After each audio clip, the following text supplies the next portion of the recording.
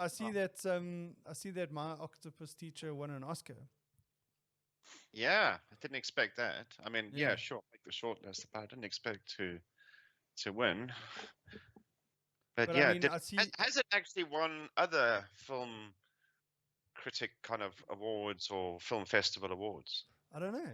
I don't know. I don't No. know what the story is, because I mean, there are people asking questions about how was it that this film actually took it when there were much better, in their opinion, much better documentaries out there. Yeah. I think the reason why My Octopus Teacher was so good is because it had the really good like viewing audience, so you could watch it with your kids, you know. Yeah. And there's content there for your kids in terms of like nature and, you know, beautiful scenery. I also think it was really well edited. So all the cuts, all the scenes, the narration was really well done. It was really awesome, and it targeted a very broad audience. You know, so it wasn't like a very suited for very specific audience. You could watch it with your kids. You can watch it with like your kids and your parents, and like everyone would take something away from it. Yeah. Yeah. Yeah. And I mean, do you think that the fact that it was shown on Netflix, Netflix as a platform, I mean, what do you think? I think it's interesting that they've won an Oscar, because normally the Oscars have poo-pooed Netflix as a film production entity. Yes. They've normally gone with the traditional movie houses. So I think that's quite interesting that this is maybe where they start to change their tune a bit. Yeah, but I've seen with the Golden Globes that they've that a lot of Netflix stories are now being included in the Golden Globes. Mm-hmm. Or was it the Emmys? Sorry, Emmys. Emmys. Yeah, the Emmys. Sorry, the Emmys, not the Golden Globes. The Emmys, which I found quite interesting, and I think I was watching it last year when I noticed that a lot of the series that were getting awards were on some streaming service, whether it be Amazon Prime or Netflix. Yeah. So if it was not made and distributed by Netflix, considering the era that it was launched, would it have had its popularity, viewership, and therefore would it have won an award? Well, this is what I'm asking. I mean, when you look at South African made, geez, Oleg, what are you doing? I'm just trying to fix my mic. Yeah, it's like a Meccano set. Maybe you should narrate while you're doing it so we know what you're doing. Yeah. Put the square peg in the round hole. No, I'm not going to do the conservation thing. Might sound wrong. So I'm screwing you deeper, you know. You're screwing it in deeper. He's going deeper. He's going deeper. Are you screwing that anti-clockwise? Yeah, I'm actually doing the anti-clockwise. Ah! The pressure on it. Oh, too deep. Oh. Yeah, so anyway, we were talking about no, I was just wondering, I mean, is Netflix as a platform? I think it's done. What, your mic is done?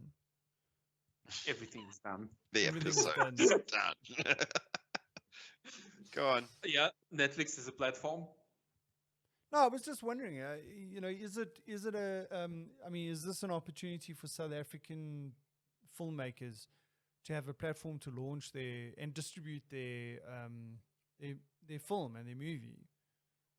I think it's not just good for South Africa. I think it's good like for the whole world, because everyone sort of like having access to the platform to target very broad audience. So you need to like rethink like how you make the movies and and TV shows, and how to make them appeal to like a very broad audience. I mean, I've just realized that like I think this year I watched actually quite a few Spanish movies and TV shows. You know, it's like I don't remember any time before Netflix took off like really big that I would watch a lot of international productions. Oh, but is that because you didn't have access to it? It wasn't just, it was the access, it was the dubbing, right? Because you are unlikely to watch a lot of subtitles movies, because like you really need to focus and read all the time. With Netflix, a lot of the Spanish productions are subbed. and they're pretty well subbed.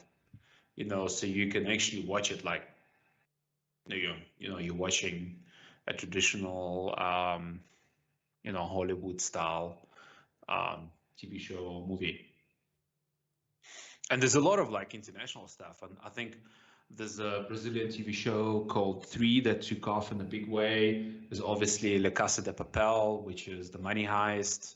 There's some Turkish TV shows that are also pretty good. There's some French and Belgian stuff. There's some German Scandinavian TV shows. Scandinavian crime stuff is great.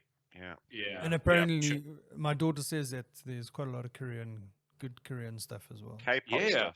Yeah. Korean. There's a lot of good Korean TV shows and movies. Mm. I mean, the scariest horror that I watched this year is definitely Korean. It's like was it based in North Korea?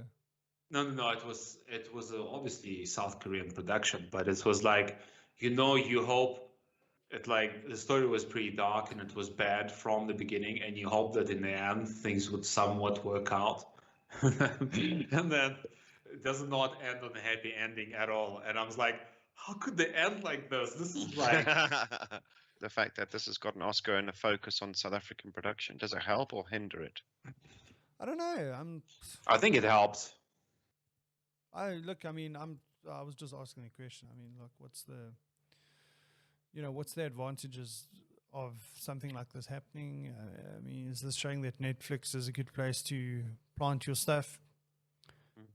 Has the ability to, like Oleg says, reach a greater audience that you might not have been able to get to?